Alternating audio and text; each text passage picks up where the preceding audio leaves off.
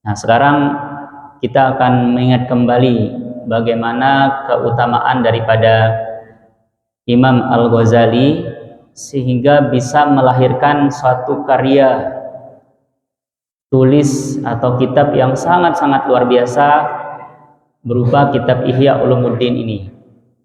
Nah, dikatakan kitab Ihya Ulumuddin itu pada masanya adalah kitab yang mempersatukan umat Islam.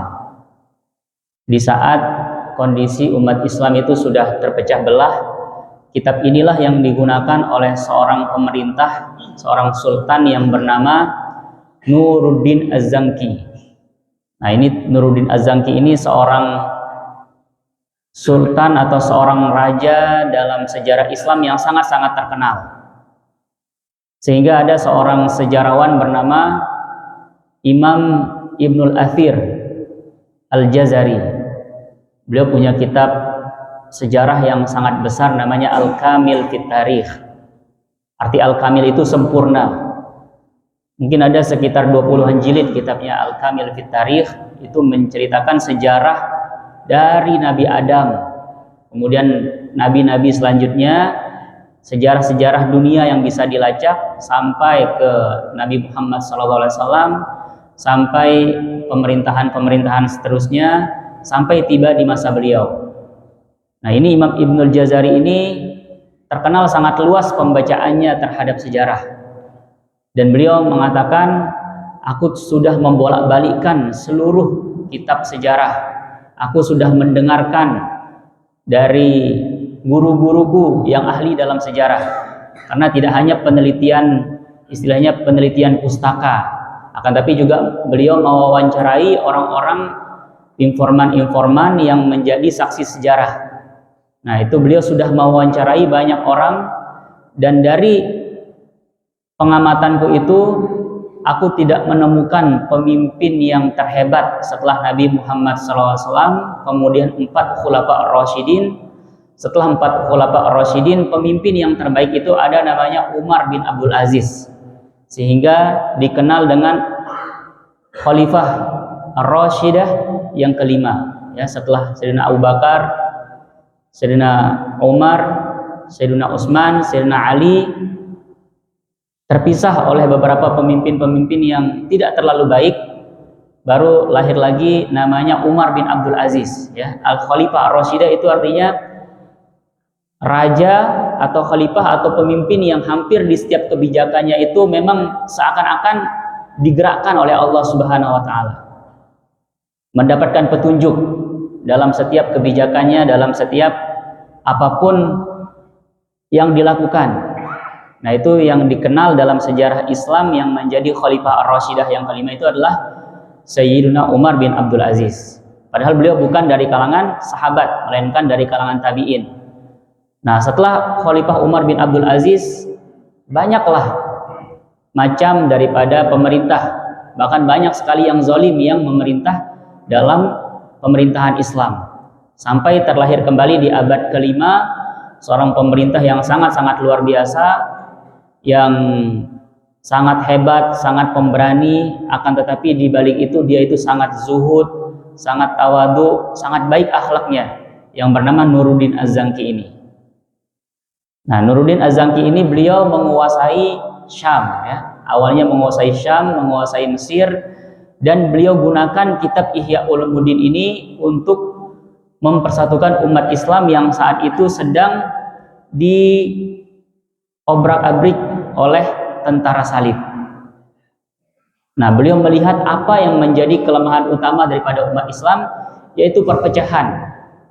Karena di saat itu dinasti Abbasiyah itu sudah mulai mengalami kemunduran, sehingga dari pusatnya Baghdad itu sudah tidak kuat lagi, sehingga masing-masing daripada negara atau provinsi itu mendirikan kerajaan-kerajaan atau dinasti-dinasti khusus, ya. Yang semestinya Indonesia ini berpusat di Jakarta, akan tetapi Lombok ingin mendirikan negara sendiri. Kemudian nanti Papua ingin mendirikan negara sendiri. Kemudian Aceh ingin mendirikan negara sendiri, dan rata-rata setiap negara itu dipimpin oleh satu keluarga. mati bapaknya, diteruskan oleh anaknya, diteruskan lagi oleh anaknya. Nah, itulah yang menjadi bagaimana Indonesia akan menjadi suatu negara yang kuat kalau terpecah-pecah seperti itu, tidak mau mendengarkan satu pemerintah yang ada di pusat. Nah, sekarang Nuruddin Az-Zangki ini berpikir keras bagaimana caranya agar umat Islam itu tunduk pada satu pemerintahan kembali. Nah, maka beliau menggunakan kitab Ihya Ulumuddin ini sebagai kitab yang beliau lihat akan bisa membawa umat Islam ke satu kata, suatu kalimat. Nah, maka disebarkanlah ajaran-ajaran kitab Ihya Ulumuddin ini, dan itulah yang bisa menjadikan umat Islam menjadi kuat kembali, dan bisa dengan itu Nuruddin Az-Zangki terkenal dalam sejarah merebut kembali Baitul Maqdis daripada tentara salib. Nah, sekarang kalau kita bertanya-tanya bagaimana agar kita bisa merebut kembali atau mengambil kembali Masjid Aqsa atau Baitul Maqdis dari Zionis, daripada Israel.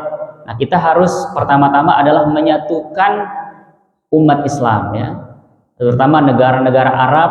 Kita lihat sekarang tidak ada yang mau kalah, semuanya ingin berkuasa sendiri, terutama negara-negara minyak seperti Saudi, seperti Qatar, seperti Dubai. Mereka itu saling memiliki sentimen, saling memiliki permusuhan, ya. Nah, mereka itu mereka punya aliansinya sendiri. Ada yang aliansi ke Rusia, ada yang aliansi ke Cina, ada yang aliansi ke Amerika, tapi tidak mau beraliansi sama-sama dengan negara Arab. Nah, inilah sekarang yang menjadi makanya terjadi yang kita lihat itu kemarin, yang namanya Tufanul Aqsa, ya, yang terjadi pada 7 Oktober 2023. Nah, itu banyak orang-orang menyalahkan ini salahnya Palestina, salahnya Hamas yang mengebom duluan.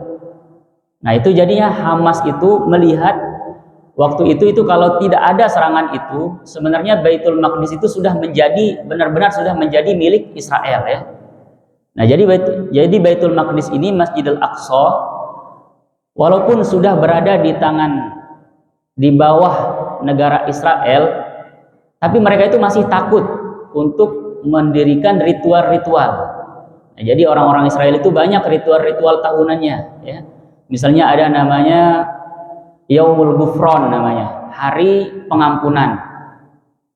Ada namanya nanti peringatan tahun barunya bukan seperti kita memperingati tahun baru 1 Januari, tapi mereka nanti punya suatu hari besar untuk memperingati tahun baru. Kalau tidak salah itu sekitar bulan September, ya.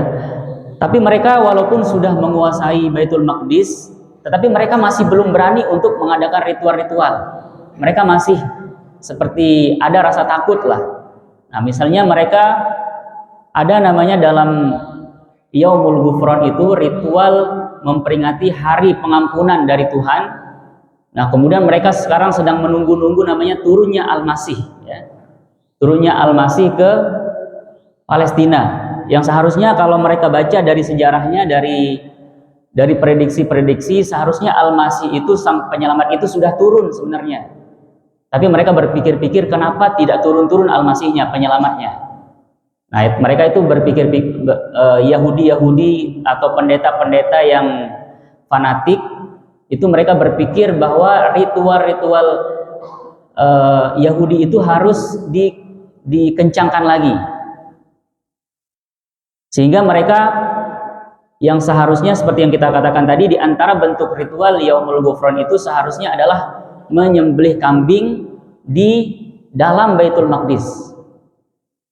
Tapi mereka tetap tidak berani walaupun sudah menguasai Baitul Maqdis itu dari dulu. Bahkan mereka itu membuat sayembara siapa yang bisa berani untuk menyembelih kambing itu di dalam lantai Masjidil Aqsa, yang digunakan sebagai kiblatul muslimin. Yang pertama, kiblat orang-orang muslim sholat pertama itu, kemudian juga sudah menjadi tempat peribadatan orang-orang sholat, orang-orang berkhutbah. Bahkan Imam Al-Ghazali itu sudah mengajar bertahun-tahun selama selama beliau berada di Masjidil Aqsa, siapa yang berani untuk menyembelih kambing dan darahnya itu mengalir di lantai Baitul Maqdis itu akan diberikan sampai 13.000 dolar Amerika, ya. Artinya hampir sudah dekat 1 miliar. Nah, saking bagaimana mereka itu takut untuk sebenarnya melakukan ritual-ritual. Nah, tapi mereka itu sudah berhasil sedikit demi sedikit, ada namanya nanti memasukkan tumbuhan-tumbuhan khusus yang dibakar seperti orang-orang membakar kemenyan di Al-Aqsa. Nah, itu terjadi itu sampai dari tahun 2022 itu hampir setiap tahun itu perlahan, ya, ritual-ritual itu sudah diadakan. Nah, itulah yang menyulut orang-orang Hamas, ya, orang-orang di Gaza itu melihat kalau kita tidak melakukan satu aksi, ini Baitul Maqdis ini sudah benar-benar akan dicemarkan, akan benar-benar orang Yahudi ini tidak akan takut lagi untuk mengadakan ritual-ritual, dan memang benar-benar Baitul Maqdis ini akan diakui menjadi milik mereka.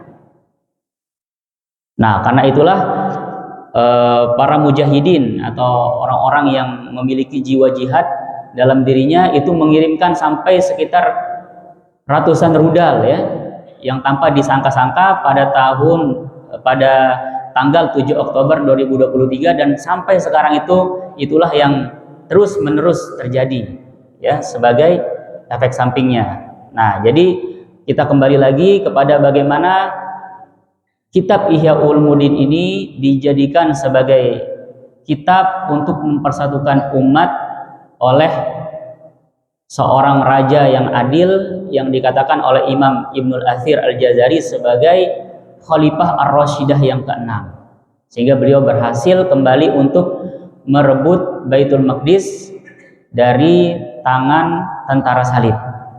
Nah, kita ingin melihat bagaimana perjalanan hidup Imam Al-Ghazali sehingga bisa menjadi hebat seperti itu. Imam Al-Ghazali itu lahir pada tahun 450 Hijriah. Berarti sekitar sekarang 1446 Hijriah, berarti sudah 1060-an tahun yang lalu. Itu beliau lahir di kota Tus namanya. Kota Tus itu berada di Iran. Nah, jadi Iran ini memang dari dulu itu sudah melahirkan orang-orang hebat. Nah, sekarang kita lihat di televisi, merekalah yang berani melawan Israel, ya. Padahal Israel itu sudah memiliki namanya Iron Dome atau kubah besi, ya. Artinya setiap rudal-rudal yang ditembakkan ke mereka itu bisa dihancurkan oleh, seakan-akan ada sensor di atas langit-langit mereka itu untuk menghancurkan rudal. Tapi hebatnya Iran ini bisa menciptakan rudal yang menembus kubah besinya yang melapisi, yang melindungi langit-langit Israel itu. Nah, ini disinilah di negara Iran, di satu kota bernama Tus itulah lahir Imam Al-Ghazali pada tahun 450 Hijriah. Imam Al-Ghazali itu jadi nama lengkap beliau adalah Muhammad bin Muhammad. Nah, kenapa namanya Al-Ghazali? Al-Ghazali itu adalah nisbah kepada profesi ayahnya. Apa pekerjaan ayah Imam Al-Ghazali yang bernama Muhammad? Beliau hanyalah orang miskin, orang sederhana, bukan orang kaya. Bisa melahirkan anak hebat sehebat Imam Al-Ghazali itu, beliau hanyalah bekerja sebagai ghazalah, itu artinya pemintal benang. Kita lihat di sekitar kita bagaimana orang-orang yang mungkin seperti ibu-ibu lah, ya, nyesek. Itulah pegawaian, itulah pekerjaan ayah daripada Imam Al-Ghazali. Kerjaannya memintal benang.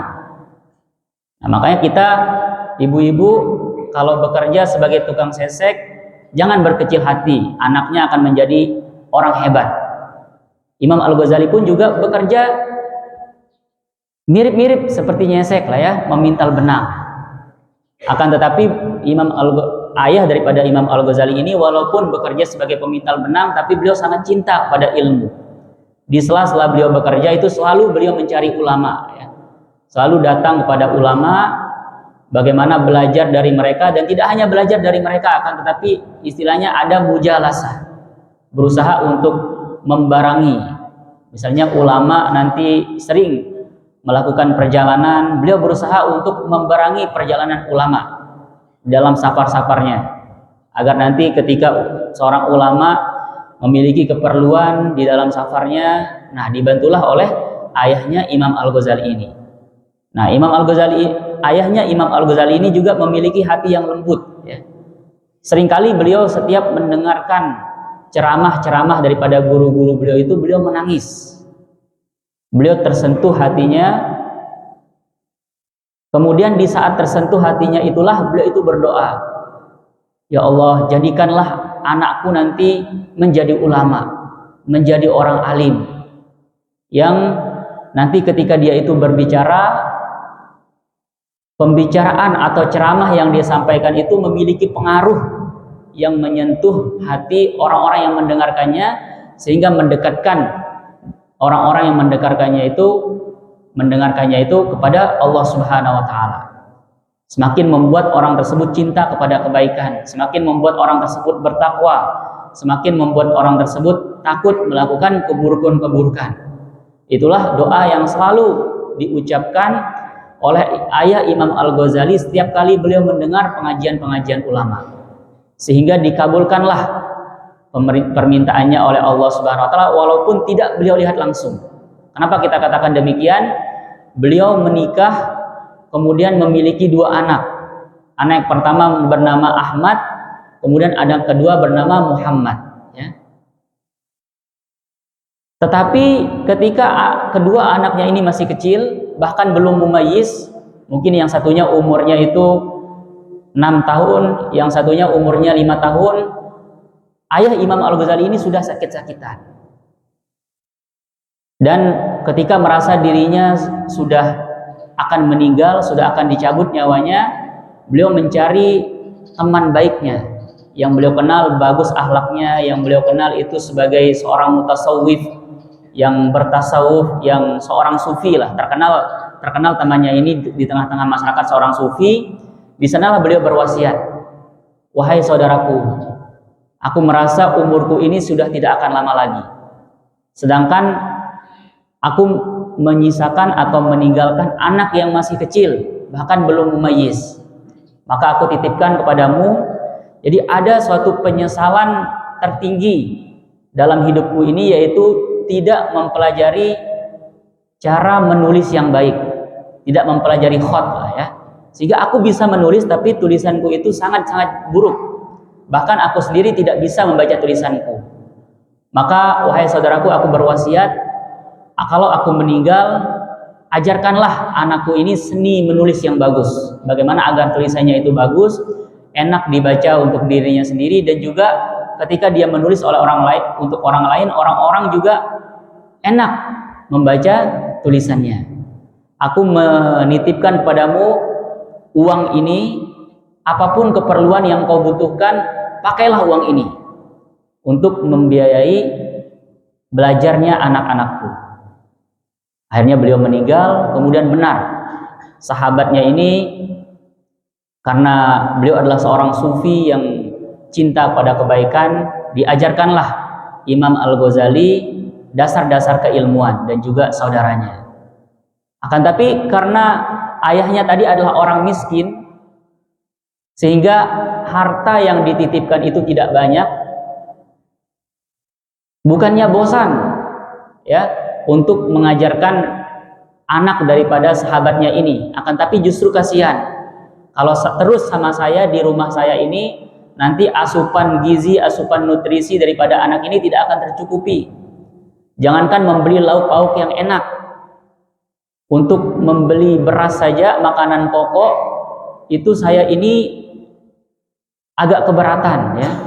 Maksudnya beliau itu kan orang yang sederhana, seorang yang memang tajarrud daripada dunia, artinya jauh daripada dunia, sehingga kehidupannya itu bisa dibilang standar lah untuk dirinya sendiri.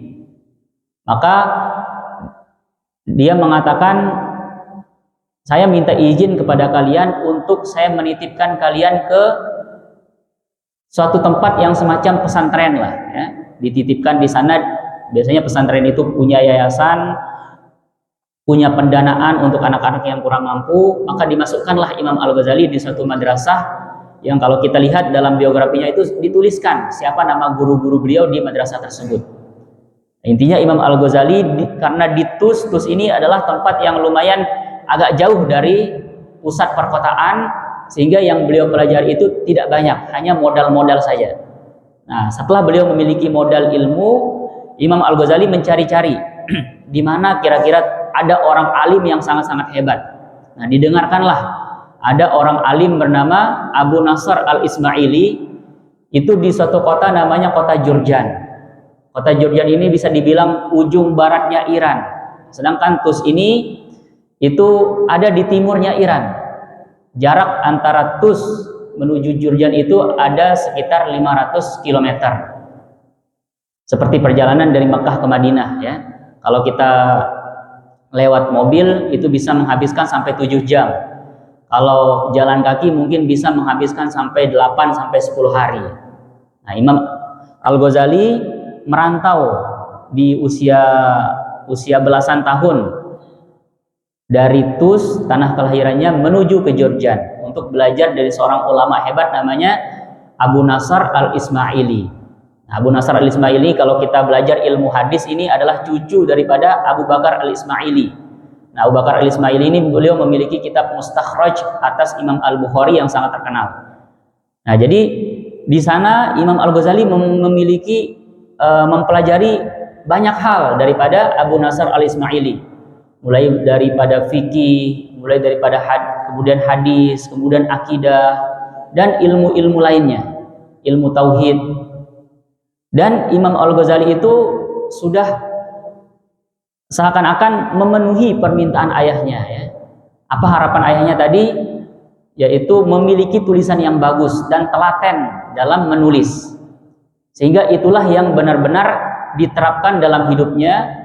Setelah dikasih tahu oleh ayah angkatnya mengatakan, bapak kamu dulu itu sangat berharap agar kamu itu memiliki tulisan yang indah, seperti orang-orang kaligrafi lah ya. Nah, itulah yang itu penting diajarkan pada anak-anak kita.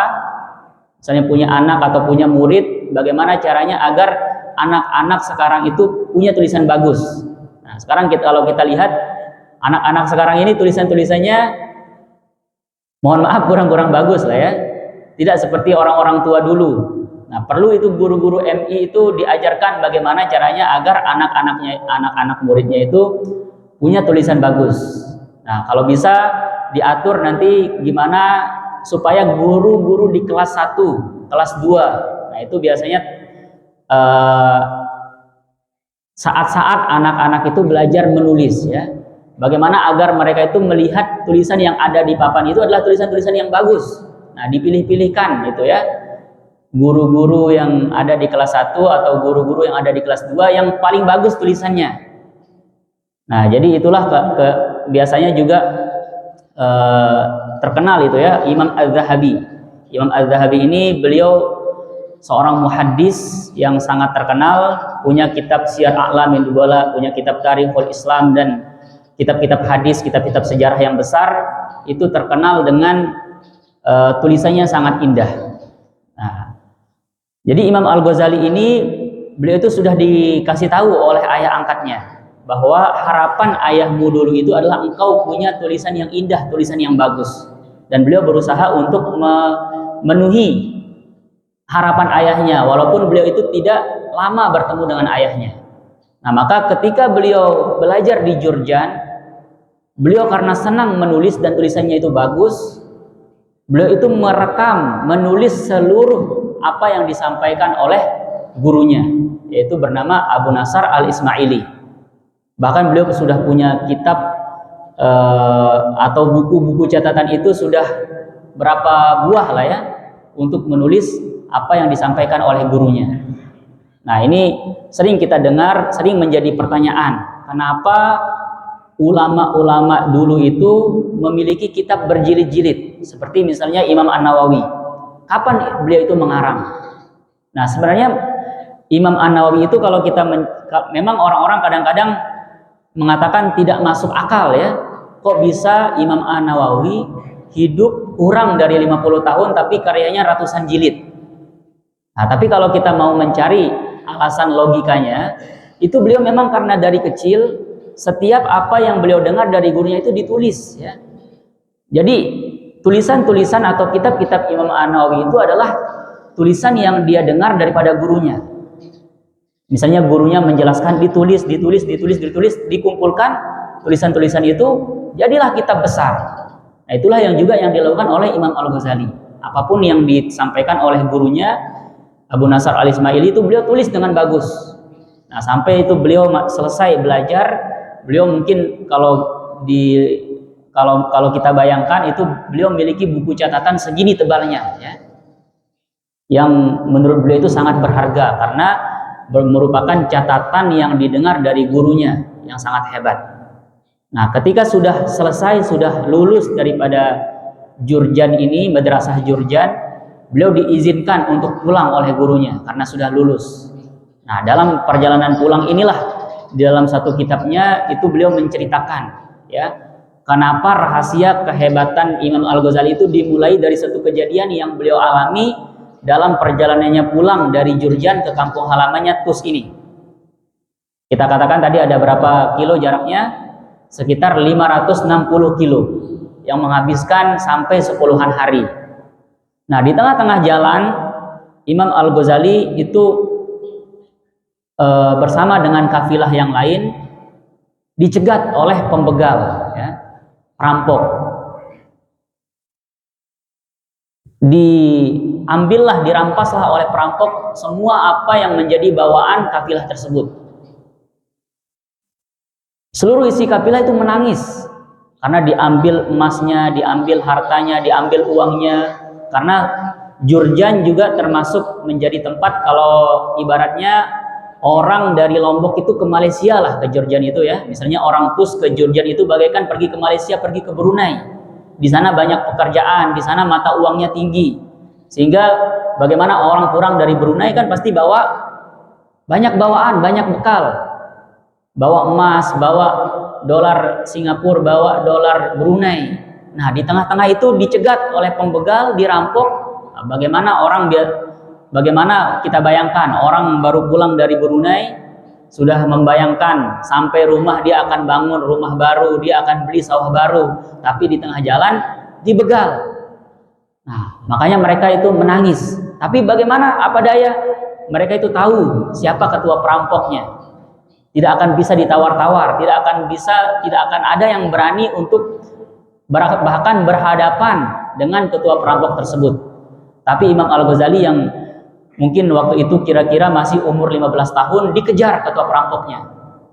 Mereka itu mengatakan, orang-orang yang bersama dengan Imam Al-Ghazali di satu kafilah itu kasihan sama Imam Al-Ghazali. Wahai Muhammad, jangan ke sana. Nanti kalau kamu mengejar ketua perampok itu seakan-akan kamu bunuh diri. Karena ketua perampok ini terkenal bagaimana ganasnya. Bagaimana dia itu tidak pandang tua, muda. Kamu akan dibunuh kalau kamu sampai mengejar dia. Tapi Imam Al-Ghazali mengejar ketua perampok ini. Mengatakan apa? Wahai ketua perampok, ambil saja apa yang mau kamu ambil daripada bawaanku, tapi kembalikan mudzakkirati katanya, atau catatan-catatanku, karena itu merupakan harta yang paling berharga bagiku, dan itu sudah aku rekam, sudah capek saya tulis selama bertahun-tahun, dan dari seorang guru yang sulit untuk saya temukan lagi. Dan saya untuk pergi ke sana itu, ke Jurjan itu harus menempuh perjalanan yang sangat jauh. Nah, ketua perampok itu ketawa mendengarkan perkataan Imam Al-Ghazali. Bukan harta, bukan emas, bukan kalung, bukan cincin, bukan anting yang dicari Imam Al-Ghazali, tapi menertawakan Imam Al-Ghazali dengan mengatakan apa? Wahai anak kecil, kamu merasa dirimu orang alim, kamu merasa dirimu orang terpelajar, tapi ternyata ilmumu itu hanya ada di dalam kitab. Kalau kitab mau diambil, hilanglah ilmumu. Nah, disitulah Imam Al-Ghazali seakan-akan mendapatkan ilham dari Allah. Seakan-akan beliau mengatakan, bahkan di dalam catatan beliau itu mengatakan bahwa seakan-akan lewat perampok ini Allah Subhanahu wa taala menitipkan pesan kepadaku. Nah, jadi pesan yang sampai kepada kita itu tidak hanya melulu datang dari ustadz, tidak hanya melulu datang dari tuan guru, dari kiai. Akan tapi kata Imam Al-Ghazali, pesan utama yang seakan-akan itu berasal dari Allah itu datang kepadaku melalui lidah seorang bos perampok. Itulah perkataan yang terus mengiang di dalam Imam Al-Ghazali, bahwa yang namanya ilmu itu adalah bukan ada di dalam buku, akan tapi apa yang ada di dalam dada, apa yang ada di dalam otak.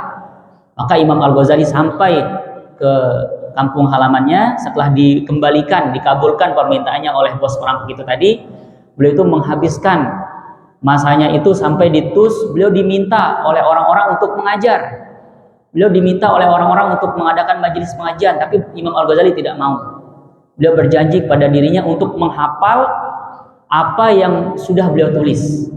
Karena jangan-jangan suatu saat nanti beliau akan dirampok lagi, kemudian bukunya itu nanti akan terbakar, akan hilang, akan terjadi hujan yang sampai nanti akan membasah kuyupkan catatan-catatan beliau. Maka Imam Al-Ghazali memutuskan agar tidak keluar rumah sampai 3 tahun untuk menghafal seluruh catatan yang sudah beliau catat dalam perjalanan ilmiah beliau ketika ke Jurjan. Nah, itulah menjadi awal mula daripada kehebatan Imam Al-Ghazali. Sehingga ketika beliau keluar ke masyarakat, ilmu yang beliau sampaikan itu memang sudah benar-benar mantap, dihafal, tertanam dalam dadanya, tertanam dalam jiwanya. Sehingga beliau terkenal di seluruh TUS itu menjadi orang terhebat. Tapi beliau tidak puas, ya. Beliau pergi mencari-cari lagi siapa orang yang paling alim di dunia. Nah, maka beliau dengarlah ada seorang yang dijuluki Imamul Haramain. Terkenal dalam sejarah Islam juga ada namanya Imamul Haramain, yang Imam Al-Juwaini nama aslinya, tapi digelari Imamul Haramain. Imamul Haramain itu artinya diakui keilmuannya di Mekah dan di Madinah sebagai tempat turunnya wahyu. Tapi beliau itu mengajar di Baghdad, ya, atau mengajar di Khurasan. Nah, jadi di Khurasan itu dulu ada namanya sebuah universitas terkenal, bahkan dikenal sebagai universitas yang dengan sistem universitas sekarang itu sebagai universitas yang pertama kali berdiri di dunia, namanya Universitas Nizamiyah. Universitas apa namanya? Universitas Nizamiyah. Kenapa dinamakan Universitas Nizamiyah? Karena didirikan oleh seorang perdana menteri dinasti Saljuk bernama Perdana Menteri Nizamul Mulk. Nah, dia bercita-cita agar dinasti Saljuk ini hebat, harus memiliki suatu lembaga keilmuan yang kuat. Maka didirikanlah dengan konsepnya yang matang. Dia bertemu dengan Imamul Haramain, seorang ulama, seorang pemikir yang cerdas, seorang pemikir yang ide-idenya itu luar biasa. Maka dipercayakanlah menjadi rektor di Universitas Nizamiyah itu. Dan Imam Al-Ghazali menuju ke Khurasan dan belajar di Universitas Nizamiyah. Belajar langsung kepada rektor universitas tersebut bernama Imam Abul Ma'ali Al-Juwaini yang digelari dengan Imamul Haramain. Nah, terkenal Imamul Haramain ini di dunia di saat itu bahkan tidak ada yang mengalahkan ilmunya. Tapi setelah Imam Al-Ghazali belajar kepadanya seluruh ilmu, diantaranya ilmu logika, ilmu berdebat, ilmu cara berpidato, termasuk ilmu usul fiqh. Jadi Imam Haramain ini punya kitab namanya Al-Burhan. Al-Burhan itu dalam usul fiqh itu dikatakan sebagai lugzul ummah, teka-teki daripada umat ini. Karena saking detailnya, kalau bukan orang yang sangat-sangat hebat itu sangat sulit untuk memahami kitab Al-Burhan ini. Karya daripada siapa? Imamul Haramain Al-Juwaini. Tapi saat itu Imam Al-Ghazali yang masih berusia 28 tahun menulis kitab usul fiqh yang lain. Judulnya Al-Mankhul, dan itu bisa dikatakan sebagai karya pertama daripada Imam Al-Ghazali. Kalau ini kitab Ihya Ulumuddin ini bisa dikatakan sebagai kitab yang agak belakangan, bahkan dikarang ketika usia beliau itu sudah matang di atas 40 tahun. Tapi ada kitab kecil dalam ilmu usul fiqh yang dikarang ketika Imam Al-Ghazali itu masih usia sekitar 25 tahun. Dan setelah selesai dikarang kitabnya, itu diserahkan kepada gurunya untuk dilihat. Dan ketika Imam Haramain membaca kitab karya daripada muridnya itu, langsung berdecak kagum dan mengatakan, "Ya Ghazali, wahai Ghazali, dafantani wa ana hayyun." Kamu seakan-akan sudah menguburkan saya padahal saya masih hidup. Karena kalau sampai kitab Al-Manhul ini muncul, orang-orang akan menilai kitab saya Al-Burhan yang sangat hebat ini akan tenggelam. Atau kalau sampai orang-orang itu tahu siapa pengarang daripada Al-Manhul ini, pamor daripada Imam Haramain yang selama ini bisa dikatakan sebagai orang alim di dunia yang hidup pada saat itu, akan dikatakan sudah ada saingannya sekarang, yaitu Al-Ghazali. Tapi itu bukan membuat beliau sedih, justru sangat senang. Justru Imam Haramain sangat senang karena bisa melahirkan seorang murid yang setara, bukan hanya setara kan, tapi dilihat bisa jadi lebih hebat keilmuannya daripada beliau sendiri sebagai guru. Nah, itulah Imam Al-Ghazali ya. Nah, jadi kalau kita membahas tentang Imam Al-Ghazali ini panjang ya. Jadi beliau itu setelah Imam Haramain meninggal, Imam Al-Ghazali lah yang dipercaya untuk banyak memegang atau mengendalikan Universitas Nizamiyah ini yang ada di pusat pemerintahan dinasti Saljuk.